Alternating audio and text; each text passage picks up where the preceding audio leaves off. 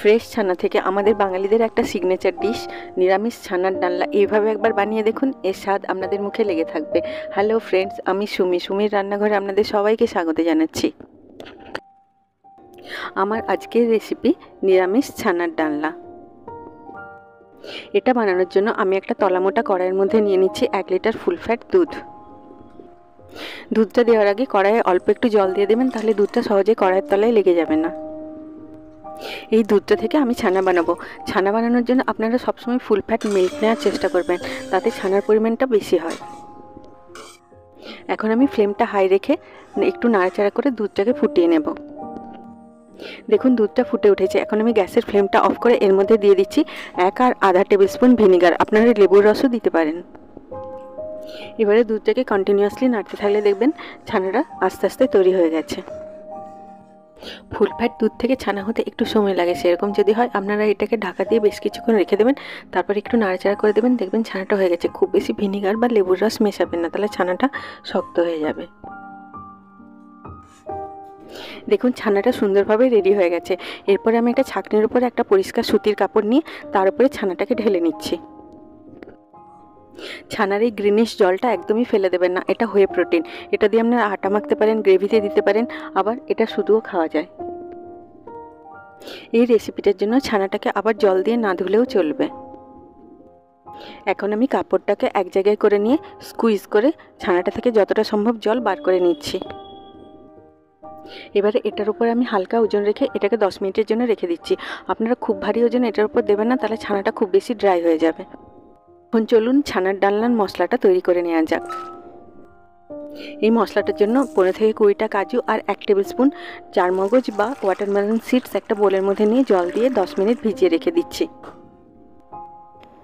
এখন আমি আরেকটা বোলের মধ্যে নিয়ে নিচ্ছি 1/2 টিস্পুন জিরে পাউডার, 1/2 টিস্পুন ধনে পাউডার, 1/2 টিস্পুন গোলমরিচের পাউডার, 1/2 টিস্পুন হলুদের গুঁড়ো আর 1 teaspoon Kashmiri red chilli powder. এটার মধ্যে 2 থেকে 3 টেবিল স্পুন জল দিয়ে ভালো করে মিশিয়ে এটাকে আমি ভিজিয়ে রেখে দিচ্ছি।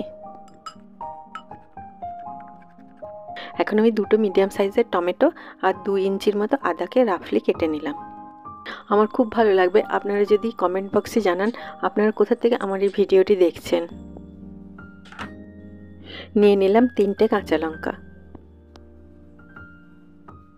এখন আমি গ্রাইন্ডিং জারের মধ্যে নিয়ে নিলাম ভিজিয়ে রাখা চারমগজ আর কাজুগুলোকে।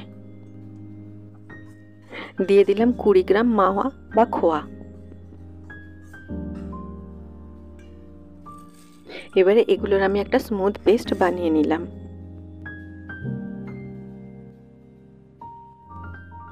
এখন আমি ওই একই গ্রাইন্ডিং জারে টমেটো, আদা আর কাঁচা লঙ্কাটা দিয়ে এগুলোরও একটা স্মুথ পেস্ট বানিয়ে নিলাম।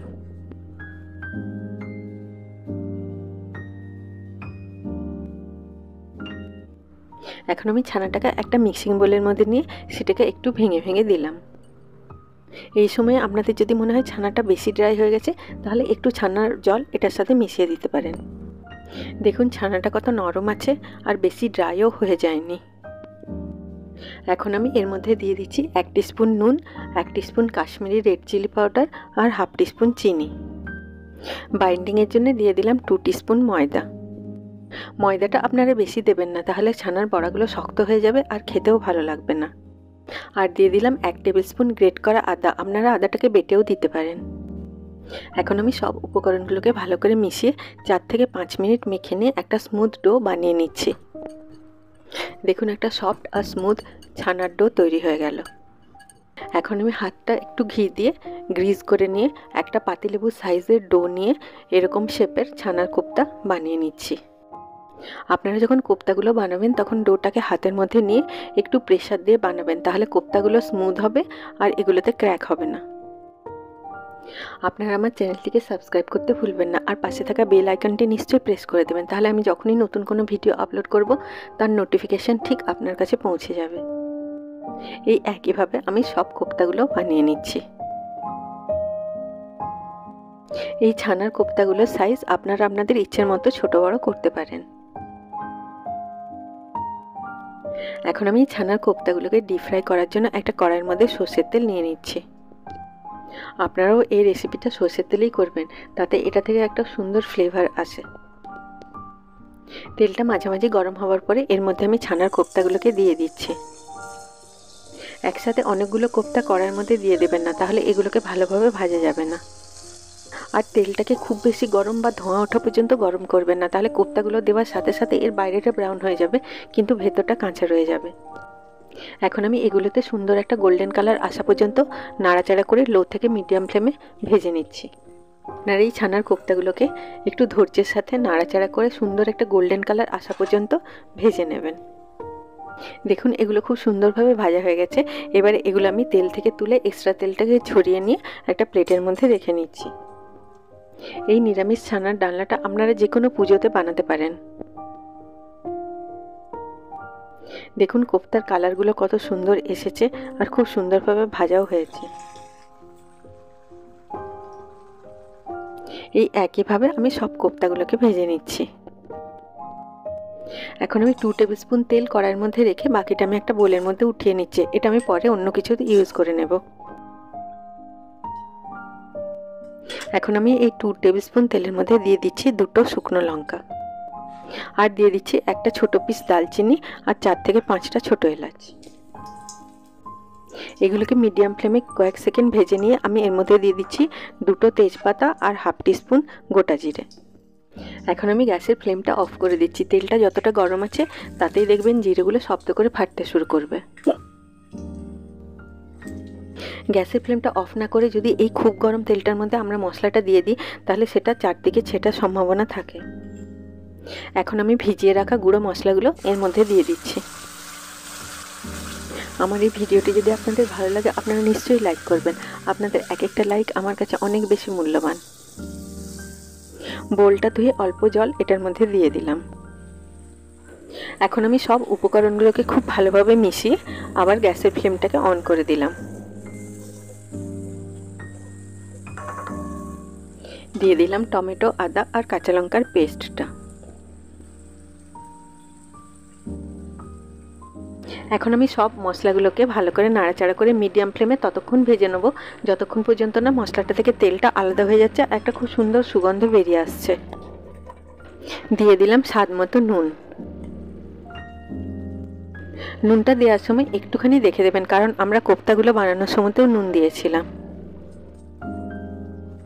আপনারা এইভাবে একবার নিরামিষ ছানার ডালটা বানিয়ে দেখুন, খেতে এটা খুব সুন্দর হবে। দেখুন মশলাটা খুব সুন্দরভাবে ভাজা হয়ে গেছে, এর রঙটাও খুব সুন্দর হয়েছে আর খুব সুন্দর একটা সুগন্ধও আসছে এটা থেকে। এখন আমি গ্যাসের ফ্লেমটাকে লো করে এর মধ্যে দিয়ে দিচ্ছি কাজু, চারমগজ আর খোয়ার পেস্টটা। বাটিটা ধুয়ে এটার মধ্যে আমি অল্প জল দিয়ে দিলাম। সব উপকরণগুলোকে খুব ভালো করে মিশিয়ে মিডিয়াম ফ্লেমে আমি এটাকে 1 মিনিটের মতো ভেজে নিচ্ছি। দেখুন মশলার টেক্সচারটা খুব সুন্দর ক্রিমি হয়েছে। এখন আমি এর মধ্যে অ্যাড করে দিচ্ছি 500 ml এর মতো জল। এখন আমি সব উপকরণগুলোকে খুব ভালোভাবে মিশিয়ে নিচ্ছি।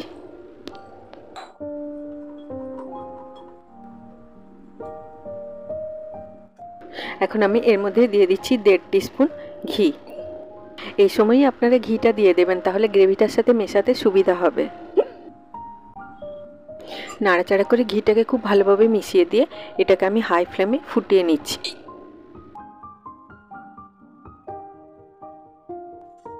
এখন আমি ছানার কোপ্তাগুলোকে এই গ্রেভিটার মধ্যে ধীরে ধীরে দিয়ে দিচ্ছি। নিরামিষ ছানার ডালনাটা বাঙালিদের একটা ট্র্যাডিশনাল রেসিপি।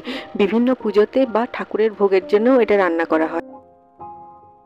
এবারে সব উপকরণগুলোকে খুব ভালোভাবে মিশিয়ে মিডিয়াম ফ্লেমে এটাকে আমি 5 মিনিট কুক করে নিলাম। ভাত, খিচুড়ি, লুচি, রুটি বা পরোটার সাথে এটাকে গরম গরম পরিবেশন করুন, খেতে খুব সুন্দর লাগবে। আশা করি আপনারা সবাই নিশ্চয়ই একবার এইভাবে এই নিরামিষ ছানার ডালনাটা বানাবেন। সবাই খুব ভালো থাকবেন। আবার আপনাদের সাথে আমার দেখা হবে আমার নেক্সট ভিডিওতে। Take care.